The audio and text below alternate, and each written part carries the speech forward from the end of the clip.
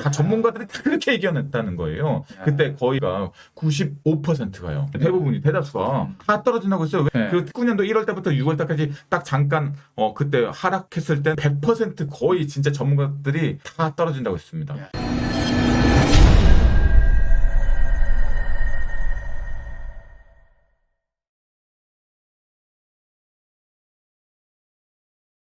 안녕하십니까. 안녕하십니까. 부동산 투자의 규제, 가격 공식 만들어낸 부동산의 천재 라온이라고 합니다. 네, 안녕하세요. 다주택자 켈빈입니다. 아, 예. 오늘 라운드에 말동무 하러 왔어요. 네. 이번 주는 또 왜 늦었냐? 매주 왜 네. 늦은 이유를 이야기를 해드리고 있는데요. 해명하세요. 해명. 어떻게 네. 된 거죠?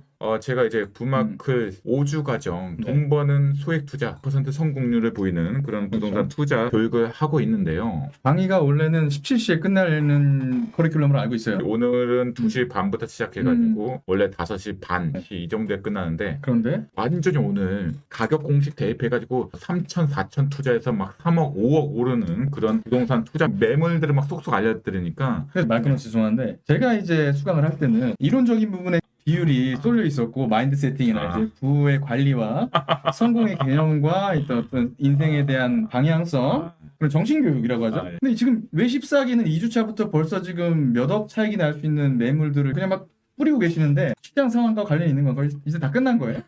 맞습니다. 부동산의 이제 이 혼란이 곧 위기가 기회로 네. 지금 작용하고 있습니다. 부동산 가격 자체가 엄청나게 폭등을 하고 있고요. 폭등하지 않은 지역들 그런 매물들을 쏙쏙 골라가지고 지금 딱 들어가야 완전 원하는 가격에 살 수 있고 적은 돈을 가지고 최대 효과를 낼 수 있는 지금 철의 기회다 보니까 왜 지금이 조로의 기회죠? 부동산의 가격 사이클을 딱 보니까요. 정확하게 그 공식에 대입해서 시장 상황을 보니까 올해가 가장 이제 거의 진짜 최적의 왜 26년도하고 27년도에는 폭등기가 또 들어가 있어요. 이미 최상급지는 올해 상반기에 지난달에 폭등했기 때문에요. 지금 그 밑에 있는 중급지, 중상급지들은요. 서울의 웬만한 중위권들 네. 쉽게 말씀드리면 뭐 관악구나 금천구 그다음에 마포구에서도 조금 저렴한 동네 신축 4천만 원, 5천만 원 보통 10억 전후라고 할게요. 이제 그 차례가 올라갈 타이밍이 왔다는 겁니다. 그게 빠르면 올해 하반기냐 아니면 늦어도 내년 상반기 뭐 이 정도냐 시기의 문제다. 그냥 시간차의 문제지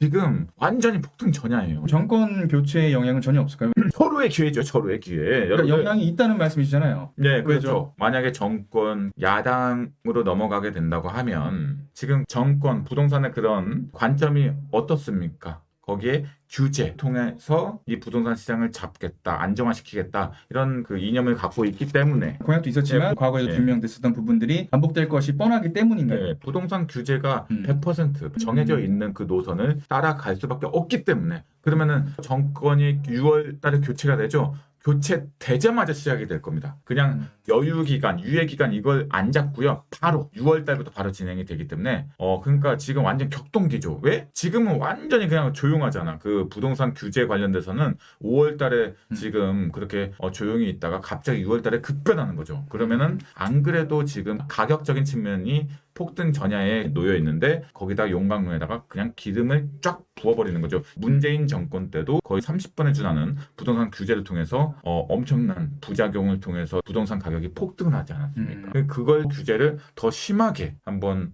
해보겠다는 그런 정권의 방향성이 있다 보니까 근데 제가 여기서 질문을 좀 드리면 이제 뭐 유튜브에서 좀 인지도가 있는 아파트를 연구하신 분이에요. 그분의 말씀으로는 정책이 먼저가 아니라 시장의 변화가 먼저 일어나고 거기에 대해서 정부의 대응 방식이 집권당마다 달랐을 뿐이지 부동산 시장이 다열되었기 때문에 이제 민주당에서도 그것을 규제 정책을 펼쳐나가기 시작한 것이기 때문에 그분의 식견으로는 먼저 시장이 안정화돼 있다고 생각이 돼서 허가구역을 해지를 했더니 갑자기 과열이 됐죠. 신고가를 다 지금 돌파를 했잖아요. 강남구 일대가. 그렇기 때문에 다시 재지정한 거다. 그러니까 시장의 변동이 먼저였다라고 주장을 하시면서 오히려 지금의 부동산 시장은 안정화돼 있다라고 판단을 할 수가 있대요. 어떻게 보시나요? 폭풍 전야라고 말씀하셨는데 지금의 상황이. 제가 그럼 정확하게 네. 말씀드리겠습니다.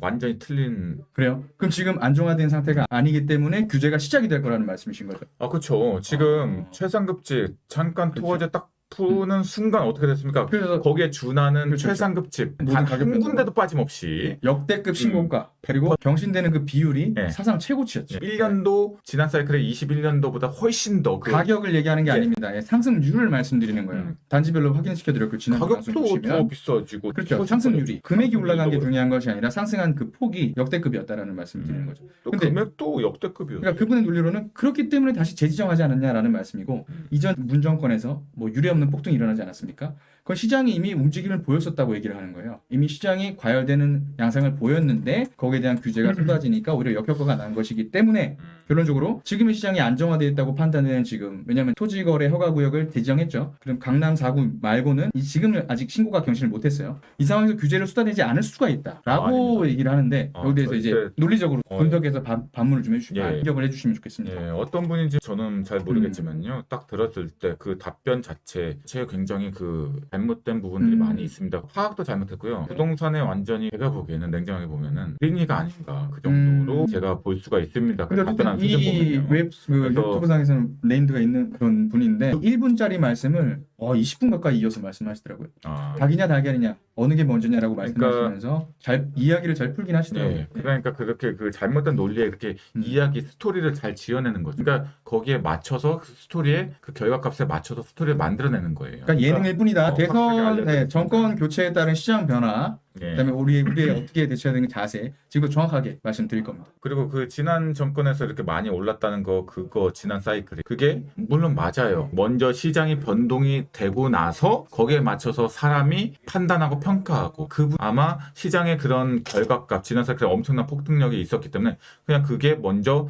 예견되어 있었다. 그게 이제 사후 평가가 되는 거죠. 그러니까 사후 평가로 접근해 버리니까 그냥 그 시장이 굉장히 쉬워 보이고 모든 것이 분석되고. 다 그냥 네. 이미 예견되라고 까지도 얘기해 버릴 수가 있는 거야. 그때 당시에 가면요. 우린 결과를 봤으니까. 예, 결과를 몰랐을 때 그 전 사이클에 오르기 전에 그 17년도, 18년도에는 그때 맨날 이제 많이 올랐으니까 떨어질 것이다. 다 전문가들이 다 그렇게 얘기했다는 거예요. 그때 거의가 95%가요. 확실한 통계인가요? 예, 확실합니다. 그때 대부분. 당시에 대부분이 대다수가 다 떨어진다고 했어요. 왜? 그 말은 이미 15년도부터 계속 이어왔고 그렇죠. 그게 점점 17년도, 18년도에 그때는 더 많이 네. 그 19년도 1월 때부터 6월 때까지 딱 잠깐 그때 하락했을 때 100% 거의 진짜 전문가들이 다 떨어진다고 했습니다. 근데 그게 상승이 예견돼 있었다? 그 이제 사후 평가로 들어가니까 지난 사이클 보니까 그런 얘기가 나오는 거지. 팩트 그 폭행 사람도 너무 예, 감사합니다. 지금. 정권별로 야당이든 여당이든 좌우를 떠나서 일단 경제가 중심축이 되면서 경제가 너무 안 좋다 하면은 내수 경제를 살리기 위해서 좌우를 떠나서 규제를 하기도 하고 규제를 풀기도 합니다. 근데 이제 보통 그런 이념 자체가요. 일단 좌라고 이념 해야 자체. 되나요?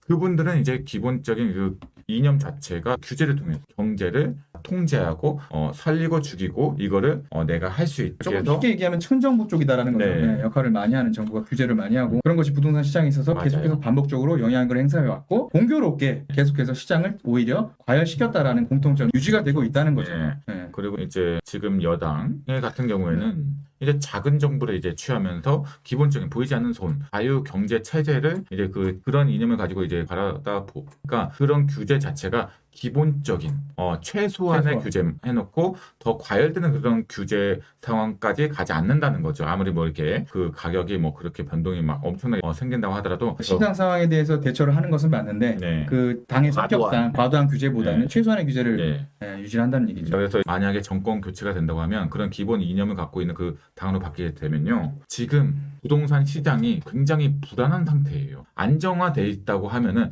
물론 여기서 약간의 스무스하게 규제를 하면서 나아갈 수가 있는데 지금 절대로 그렇게 보지 않습니다. 부동산이 완전히 지금 일촉즉발. 일촉즉발의 그런 상황인데 어떻게 이게 그럼 지금 여기서 그러면 안정하다고 할 수가 있는지 저는 오히려 의문입니다. 그럼 이제 뭐 지금 처음 접하시는 분들도 네. 계시고 기존 수강생도 계시고 뭐 구독자도 계시겠지만 왜 지금 불안정한 상태라고 보시는지 왜 일촉즉발의 위기 상황으로 보시는지 네. 몇 가지만 좀 짚어주고 가시죠. 정말 단순하죠. 부동산은 뭐 입지 접근, 뭐 다른 각종 뭐 쓸데없는 지표로 접근해서는 안 됩니다. 가장 중요한 것은 가격적인 접근으로 그 부동산의 시장의 흐름과 평가를 해야 돼요. 그래서 가격적인 접근했을 때 어떤 게 가장 수능도 마찬가지로 서울대 스카이가 기준점을 잡고 공부의 방향성과 평가를 하듯이 부동산은 최상급지를 보고 따라가는 흐름 최상급지가 어디예요? 서울 수도권의 대한민국의 최상급지는 강남권 아닙니까? 쉽게 말씀드리면 뭐 용산, 서초, 강남, 뭐 송파 이런 사구. 최상급지 네. 이런 입지들의 그 가격 변동 폭을 보면요. 이번 3월달에 4월달에 엄청나게 15억짜리가 20억 됐고요. 20억짜리가 30억 됐고요. 30억짜리가 거의 45억 이 됐습니다. 뭐 재개발 지정구역 같은 경우에는 60억도 맞아요. 저희가 단지별로 다 확인을 시켜드렸어요. 60억도 찍었어요.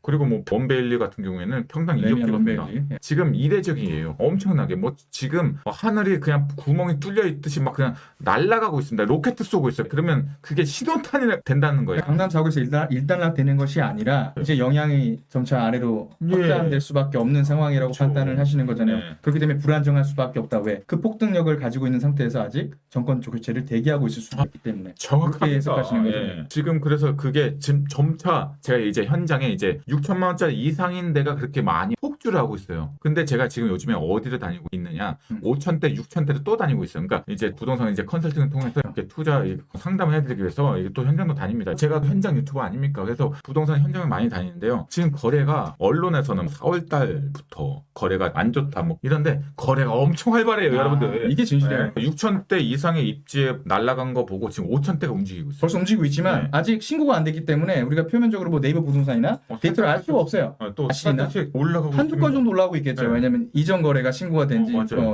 그 유예 기간이 필요하니까요. 그러면 이제 다음 달이면은 그걸 이제 여러분들까지도 느낄 수가 있고 뉴스로도 보실 거고 네. 그때는 예. 그렇다는 것은 뭐예요? 이제 다음 포지션은 몇 천대가 한 4천대가 중급지. 예. 신축 기준 10억 전후가 이제 움직일 차례가 온다는 겁니다. 이제 곧 있으면. 그러면 그 차례도 오겠네요. 가장 높은 수익률을 담보할 수 있는 나홀로 아파트의 상승 시대도 오죠. 다가올 수 있다. 예. 이번 정권 교체 때문에 생각보다- 좀 더 앞당겨줄 수 있다고 긍정적으로 맞아요. 생각해 드나요? 저는 굉장히 보수적인 사람인데요. 그래서 굉장히 보수적인 관점으로 딱 봤을 때 천천히 여유롭게 온다고 계획을 이렇게 좀 잡았는데 생각보다 엄청 빠르게 오고 있어요. 26년도부터 2030년도까지 대세 상승장이라고 제가 항상 뭐 지금 1년 전부터 이야기를- 줄곧 예. 말씀해 주셨죠. 2년 전부터 계속 얘기했죠. 시장이 무너져 있는 상황에서도 계속해서 네. 시점을 말씀하셨었어요. 네. 근데 그게 딱 들어맞죠. 예. 신기하죠. 네. 그래서 그게 또 생각보다 그 폭도 크게 오고 있다. 여러분들 긴장하셔야 됩니다. 그냥 나 몰라. 그냥 어떻게 정부가 해주겠지. 이게 아니고요. 시장 참여자가 돼야 됩니다. 시장의 흐름에 편승하고 네. 또 편승을 아직 못한다고 하더라도 계속 지켜보고 예의주시하고 있어야 됩니다. 여러분들. 안 그러면 진짜 영영 날아갈 수 있어요. 이번 사이클 놓치면 영영 날아갑니다.